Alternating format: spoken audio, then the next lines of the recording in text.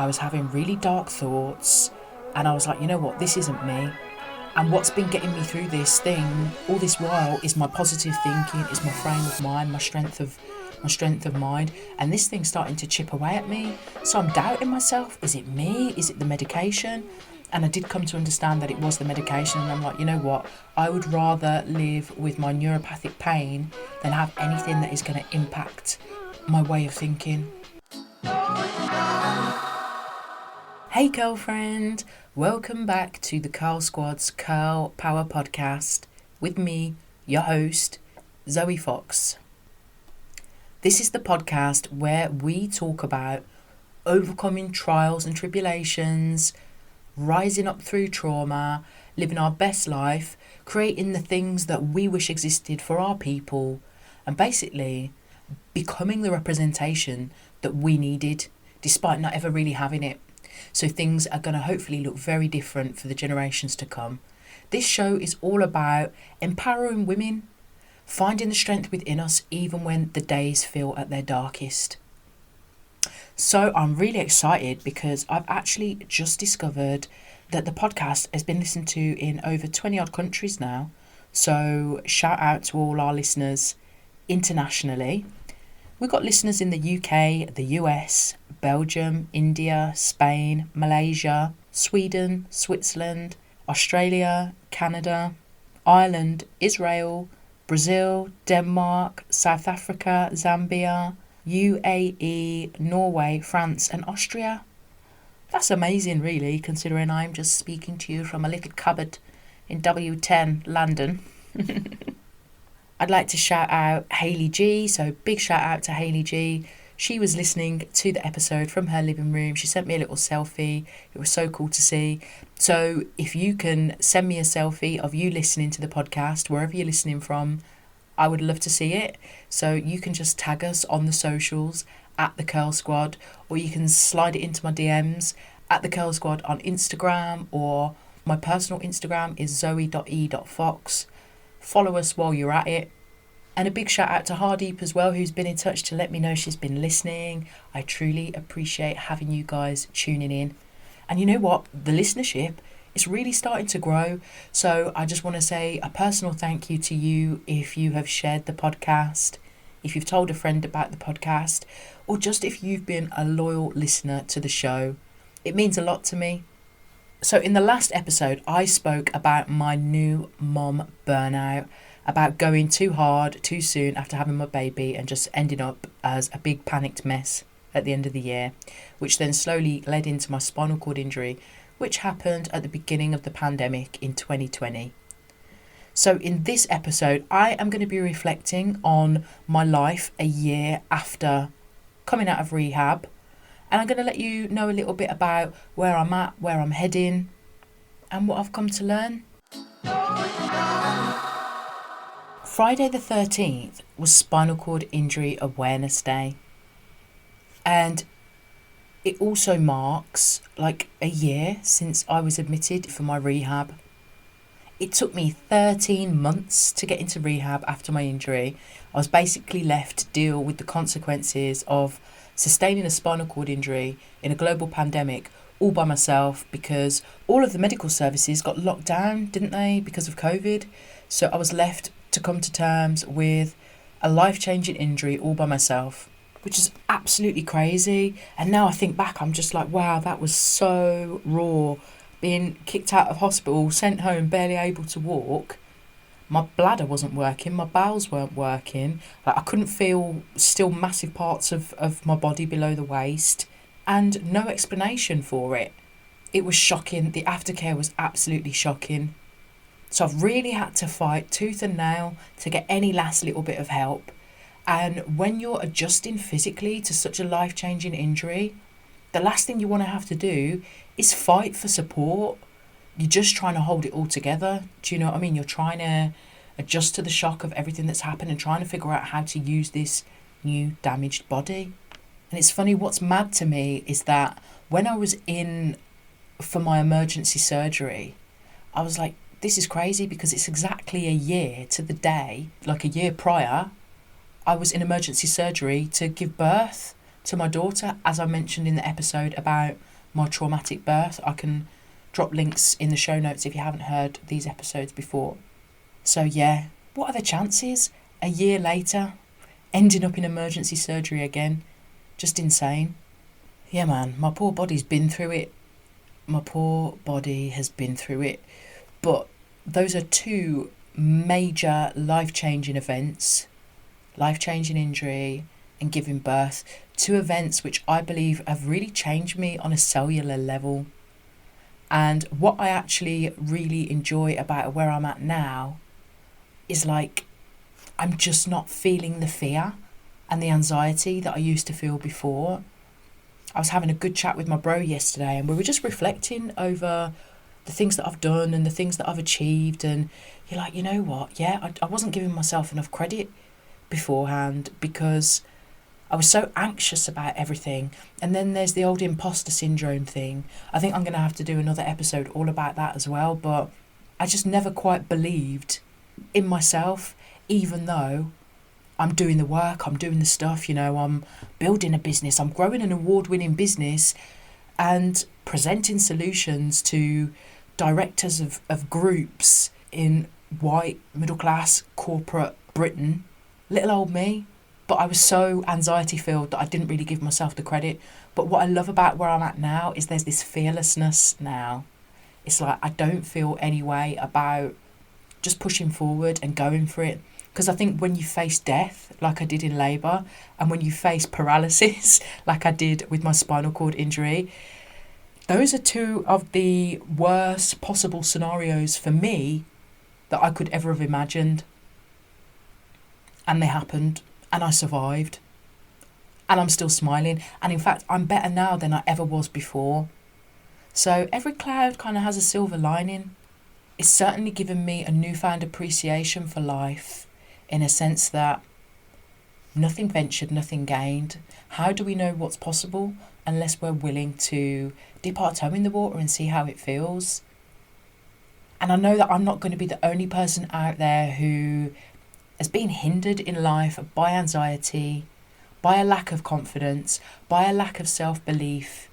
But I want you to know that it's your time now to start pushing the confines of your comfort zone and seeing what lives beyond it. It does take a lot of work, but I think that once you do that, you begin to realise, you know what, it's not that bad. It doesn't mean it's easy. It doesn't mean it's not challenging to have to manage, but our thoughts can become really dominating.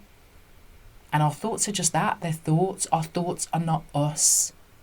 And the sooner that we can begin to see the separation between those voices in our heads and like who we are as beings, as divine beings, you realise that it's your thoughts that are limiting you. It's not you that is limited. 1 year after going into rehab, I definitely have come to understand and come to realise that this is a really long and slow process. Like when I saw my consultant the other day, he's talking about like a 5-year healing. It starts off at 2 and then now it's 5. So I'm just like, I'm not going to be lying down and waiting for this thing to go away. I'm going to keep pushing. I'm going to keep seeing what's possible regardless. I mean, it is difficult because you are dealing with things that go on in your body that make existing quite challenging. She says as she goes to yawn, excuse me, one of the biggest challenges I face on a day-to-day is fatigue. Oh my gosh. And another challenge with that is that people can't see it. And it's not just, oh, I'm feeling a bit tired. It's not tiredness. For me, my fatigue breaks down my thought process. It breaks down my ability to string a sentence together at times. Like as the day goes on and I get more fatigued, I find it really hard to communicate. It's like being sort of like locked inside my own body. Like I've got thought processes going on, but I'm not able to communicate them. And that layered with pain, I think actually in many respects, the fatigue is more difficult because it really does stop me from doing anything, making any progress. When the fatigue hits, I've got no choice but to surrender to it. With the pain, as difficult as it is, And it is because it is literally non-stop. Like, when I say non-stop, that's not even an exaggeration. There's never a point of time where I'm not in pain. My feet and the bottom part of my legs, it's like they're permanently on fire. I've got permanent pins and needles. There's like pulsing. My toes move on their own. Like, I get random muscle movements. So if you look at my feet, you can see muscles moving all by themselves. That stuff is relentless. But the pain, I can still sort of choose to take on an activity to help to distract me from the pain in many respects, which is another reason why I feel like I'm just so motivated and driven and just taking continual action, is because I don't want to sit and dwell where the pain lives. Do you know what I mean? Because if I'm not doing anything and I'm just sort of like sitting around, it's really easy to then get sucked in to the drain that pain is. But that said, trying to ignore pain and trying to carry on, it's tiring, because you do have to use an extra set of, energy basically to sort of distract you from the pain and to keep your eye on a task. So everything does take so much more energy. And then there's the bladder stuff. So it's bladder urgency, stress incontinence, all the glamorous stuff. It's that constantly feeling as though I need to do a wee. I could literally go to the toilet, do a wee, and then come out, and then my brain's telling me you need to go and do a wee again. So then I'll go to the toilet, but then there's nothing there because I've just done a wee, but it's just my bladder is constantly like spasming, which is really annoying, especially at bedtime.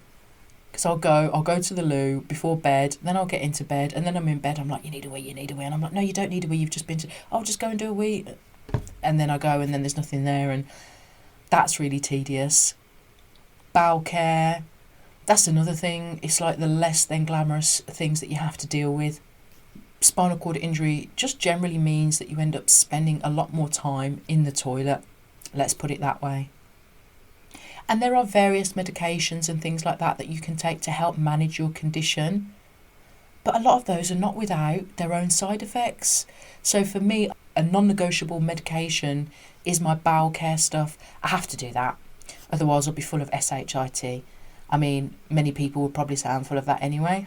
But yeah, I have to have my bowel care medication because that messes me right up. Then there's the bladder medication, which I was put on recently. As soon as I started taking it, it was like I was peeing fire.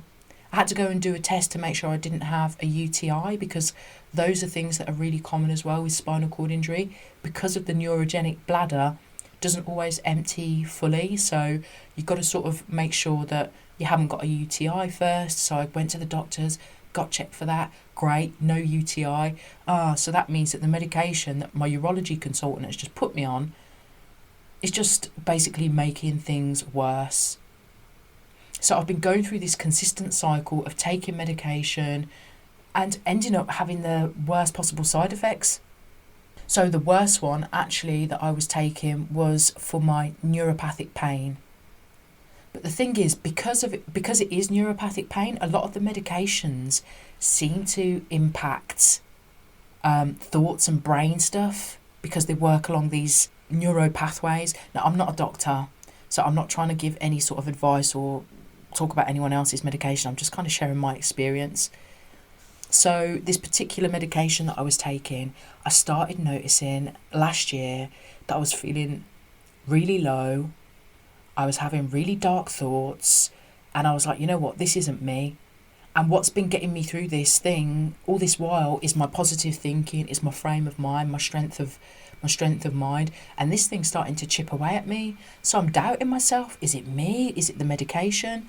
And I did come to understand that it was the medication. And I'm like, you know what? I would rather live with my neuropathic pain than have anything that is going to impact my way of thinking, because I absolutely rely on my clean, clear mindset to keep me ticking through every day. So not all medication is just this pop a pill and it saves the day. Like, I'm a year on now from being put on some of these things in rehab, and I'm still trying to find out what works, what doesn't, what's good for me, what I'm prepared to tolerate and what I'm not prepared to tolerate.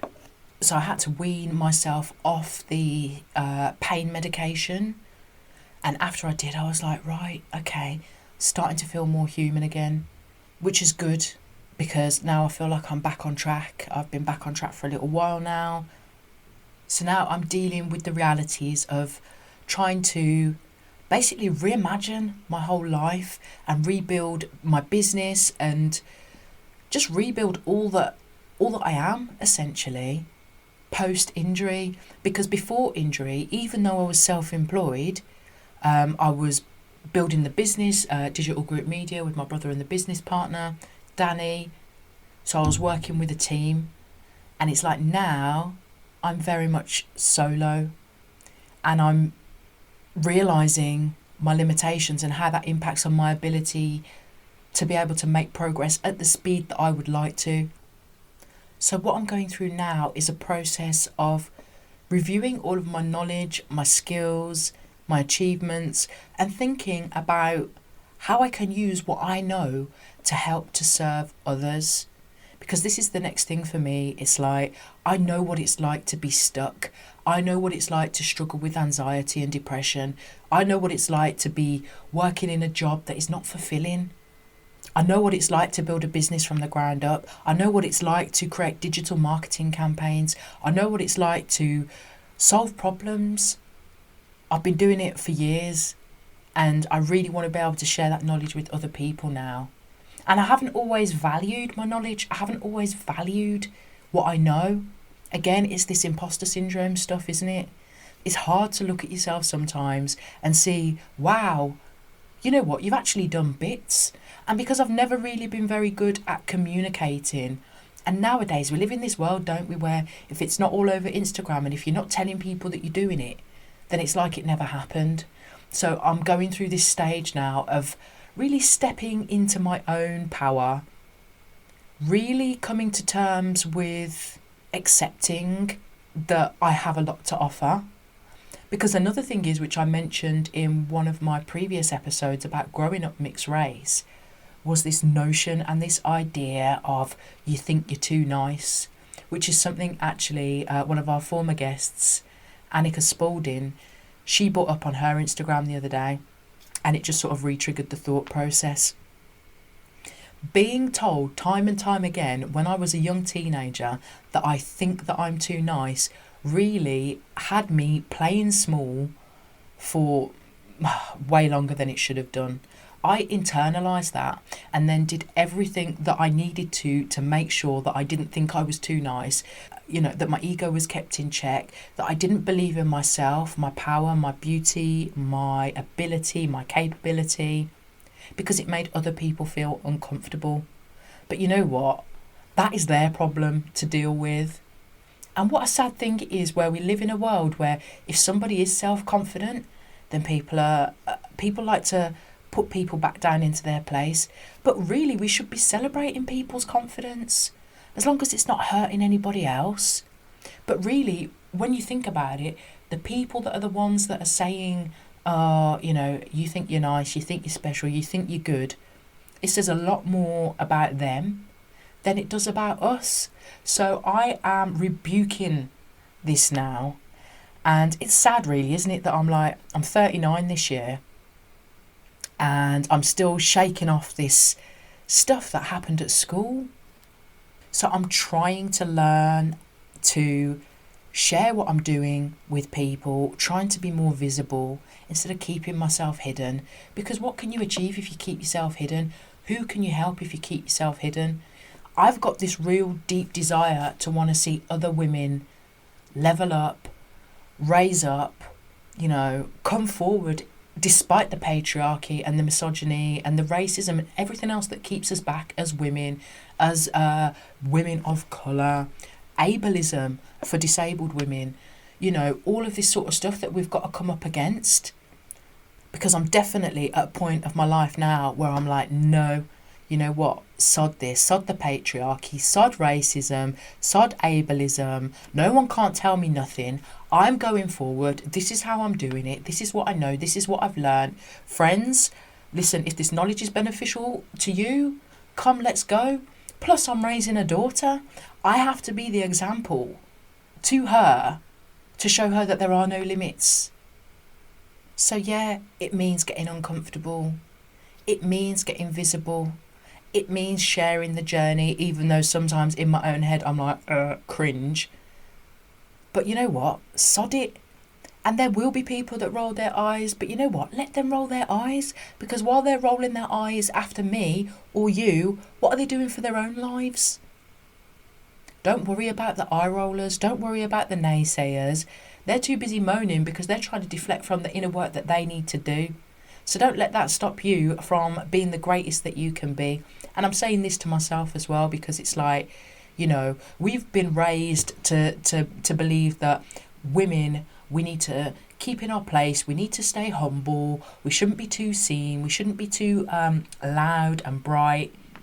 So we've got a lot of this internalised stuff that we have to come up against. And as working class women as well, many of us are going to be out here right now trying to break generational cycles of being kept small, of a lack of financial knowledge and understanding, of a lack of knowledge around business. And I just don't want there to be any obstacles for anybody else, because we deserve to hold space, to take up space, as much as any random old white middle class man. Do you think that they have more to offer than we do? No, they don't. They've just had a head start, because white men have been bossing the game for a long time now, and women have only been given a chance later than that, because we're expected to stay home and keep the house tidy and look after the children and not have any goals or ambitions. But it's 2022, okay? It's not the 1800s. So men, you better fall back. And when I speak about men, I love men. I am from a family full of amazing men. I know a lot of amazing guys. What I'm talking about is the structures here.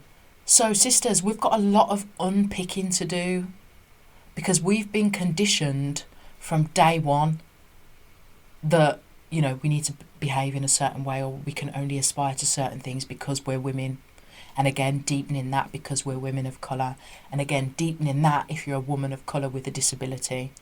So one thing that I really would love for you all to do, and I found so much power in doing this, and it's something that I did with my coach, shout out Man Like Crust, and it's visualisation work, and it is so powerful to be able to like take the time to visualise yourself in such an unlimited way. It's like, don't worry about, you know, how you're going to get there. Just visualise what your dream life looks like. Allow yourself that privilege, because if you don't even comprehend it in your mind's eye, it's never going to become a reality, is it? Because if you can't see it, then you can't be it. But if you can start to create a vision in your head of what you really desire for life, for yourself, then your brain starts to figure out ways that it can support that. Like, I floated along for so many years not knowing exactly what I wanted to do. I'm like, I'm doing stuff, but I'm like, I'm just lacking that true passion, which I've now found. And a lot of that is doing this deep visualization work, doing the deep work to really get to know myself, to really challenge some of these ideas of these limiting beliefs that I had inside. So many of them were unconscious, and I've slowly become aware of them. And it's when you notice the resistance, you know, if there's something that you're passionate about, that you do, that you enjoy, and you want to start treating that as a business, or turning it into a business, but you don't know how, or you've got some doubts inside, you're able to notice the resistance or the voice that starts talking you out of doing things. Once you can become conscious of that voice, you can really start to challenge it. Now what I do is I see it as a mission. I see it as a mission to find the resistance. I'm like a bull now. I literally go running around, charging into the resistance, and I'm like, oh, it's you that's trying to keep me stuck at this level, is it? Let me just barge you out the way. It's that actively seeking for the things that are holding you back. If you notice your headspace, if you can try to become more conscious and aware of your thoughts and your feelings, then you're able to rationalise them, tackle them, move beyond those ideas that are keeping you stuck. doing the deep self-work is the greatest gift you can give yourself. And sis, you deserve it. You deserve to discover what is possible for you. You deserve to be allowed to dream, to visualize, to think what could be possible for you, what could be possible in your wildest dreams. Allow yourself to go there. In fact, here's what we're going to do. We are going to do a little visualization. I'm not going to do it right now, but I'm going to give you some pointers of what you can do. So allow yourself to visualize yourself 5 years from now in your wildest possible dreams, right? Allow yourself to go crazy. Why not? Now you're going to allow yourself to visualize what your ultimate life looks like 5 years from now. And then when you finish doing that exercise, allow yourself to stay there 20 minutes, whatever, 10 minutes. Allow yourself to just really indulge in that. Who's around you? What can you smell? What are you wearing? How are you walking 5 years in the future when you're living your ultimate life? What does your house look like? What perfume are you wearing? What's your hair looking like? You know, where are you shopping for your clothes? Who are you serving? What are you doing? Just take it there. And then when you finish, when you've come back down to earth after doing that beautiful little visualization, have a look at what you saw. Make some notes. And then when you're reviewing the notes, notice what your resistance is. You might hear little voices inside like, oh, no, I couldn't do that. Or, oh no, that's not me, is it? That's not for me. This is the self-limiting talk that you need to become aware of.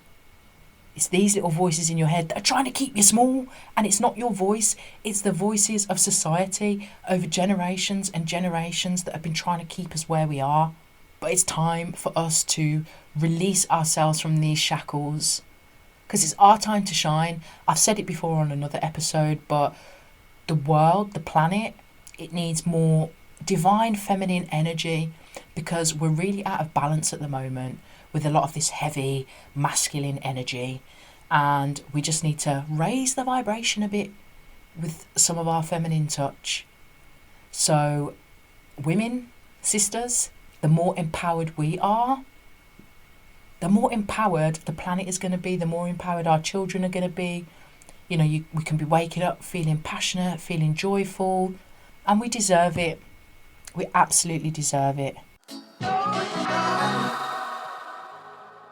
In my attempt to become more visible and because, you know, we do have to let people know that we're about, if we want to affect a change, I can talk away in this room doing this podcast, but unless I'm letting people know that this is what I'm doing, how are people going to know? I'm not going to be able to make any change unless I start to get more visible. So in my attempt of getting outside my comfort zone that little bit more, I wrote an article on LinkedIn, and I was just basically sharing the story of my spinal cord injury, with it being Spinal Cord Injury Day and a year since me going into rehab. And I highlighted 4 key things that my spinal cord injury has taught me.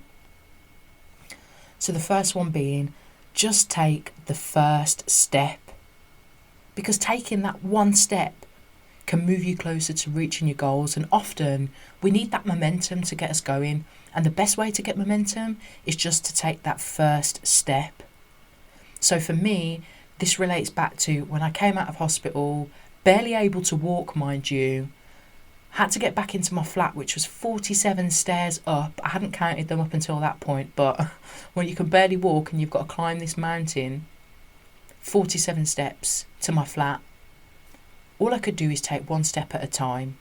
And that became a little bit of an internal mantra for me. Just take one step, just take one step. So every day I'm just trying to take one step forward. Because if you take just one step, you're making progress. Now, the next thing that it taught me is slow progress is progress. Overnight success, it's a myth. It never happens. You know, it usually takes lots of work over periods of time, consistently, to see a change. I barely notice the progress that I've made because it's been so slow and incremental. When I first came out of hospital, I could barely walk, but I went swimming for the first time on Friday. So It's just been a matter of taking consistent small steps, small bits of action to get me to a point where I'm actually strong enough to be able to go swimming. So you might not see the progress as you're taking these small incremental steps. But if you look back at your life a year from now and you've been consistently taking action, it's guaranteed, just by the very laws of the universe, that you are going to be in a different place to where you are now. If you don't take any action, then you can't expect yourself to be anywhere different. Another key lesson I learnt from my spinal cord injury is that your most difficult moments can teach you your greatest lessons. Now, I have become a little bit of a pro. I mean, if you're familiar with my story through the podcast, you'll know I've had one or two adversities. And with each one of those, even though at the time it's like my world is ending, this is like the worst possible thing that could ever happen, there comes a point where you're able to reflect back and realise some huge lessons can come from your darkest days. So if you're going through a season at the moment and it feels miserable and it doesn't feel good, I would say just try and find the lessons in it, because usually when you're in a situation that doesn't feel good, there's something inside you that needs to change, a perspective that needs altering. There's some internal work that you need to do. And I know stuff happens that's highly unpleasant. I do. I understand. I understand that, if you lose someone you love, you're like, how can I learn a lesson from that? But when I lost my boyfriend very suddenly when I was 18, that taught me so much about life now as I know it. So I always like to look for the silver lining within the clouds. Again, it's about seeing that resistance, noticing that pain. What is that pain telling you? But also, just take some comfort in the fact that nothing lasts forever. Just by the very nature of our existence, nothing lasts forever. And it will just be a season. And this is one of the greatest things that nature taught me after my injury, just through observing nature. Everything is cyclical. Everything is cyclical. And another lesson that it taught me is that life is just too short and too precious to waste time out of alignment. Like I sort of mentioned before, now to have a real true sense of purpose, something that gets you out of bed even when your body is like, not having much fun. To wake up with that sense of purpose, regardless of the real, the downward dragging of the physical body, if you like. It's like, stop wasting time. Life is short. I'm lucky, really. I'm like a cat. How many lives am I going to have? I bounced back from sepsis and hemorrhage. I've bounced back from my spinal cord injury. I am not about to waste any more time in my life not doing stuff that doesn't set my soul on fire. So I just hope through sharing some of my journey that it might help you to think slightly differently, perhaps, about your own experience, or give you an aha moment, or something like that. And I know that what I'm saying and in sharing my journey, that it is helping people, because I've been so fortunate to have women feeding back to me just what a difference the podcast is making. And I tell you what, I couldn't wish for anything more than that. It's worth putting my business on the internet for, just to know that I'm able to help one or two people. Honestly, I feel like my work here, it's not done, because I want to try and help as many people as I possibly can. But, we are on the path to purpose. Listen, girlfriend, I have got a fire in my belly, and I want you to have a fire in your belly too. There's so much potential. Like, really, we live in an infinite and unlimited universe. Why should we believe that there are limitations on what we can do just because that's what society has told us? It's time to free ourselves from these shackles. And I can't wait to do it together. So if you are at a stage where you're ready to take action, if you're ready to see your life change, if you're ready to do the deep work, I would love for you to book a discovery call with me so we can see if we're going to be a good fit. It's got to be a right fit. So we can see what your problems are and see how we can problem solve them. See how we can get you doing the inner work to get you feeling as though you're on your mission, to your purpose and to your passion. I think it's fair to say I've learned a few tips and tricks along the way. I've got form in solving problems and reaching goals, so I'm ready to support you doing the same. So you can book a call with me, visit the website, thecurlsquad.com/work with Zoe. I will put a link in the show notes so you can access that more easily, because there might be a few little hyphens and dashes and slashes and whatnot. So if you're ready for that, let's go. If you're not, there's other things that I'm working on, which is why I just need to get my health and fatigue under control, because there's so much that I want to do, so much content I want to create, so much stuff that I think that can help. So I am working on all of that. So girlfriend, in the meantime, come and follow us on the socials. Let's create this community. Let's build this community. You can follow me at zoe.e.fox on Instagram. You can find us at the Curl Squad on Instagram, Twitter, Facebook and TikTok. You can support the podcast at buymeacoffee.com/Curl Squad, which is a cool little tool that allows you to drop me a tip if you found benefit in the content. But yeah, if you could just share the episode with a friend, tell someone that you think might resonate with the podcast or with any of my stories, and let's just see how much we can do and how we can show the world that it doesn't matter if you're mixed race, black, disabled, woman. Let's just show them what we can do, because we don't buy into the limitations that society tried to put on us. Right then, girlfriend, I am wishing you a blessed week ahead. There's so much possibility. So let's tap into our creative minds, see what a beautiful future looks like for us, and then let's set about going to achieve it. Anything is possible. Big love, girlfriend. Peace out, and I'll catch you next week. Mwah.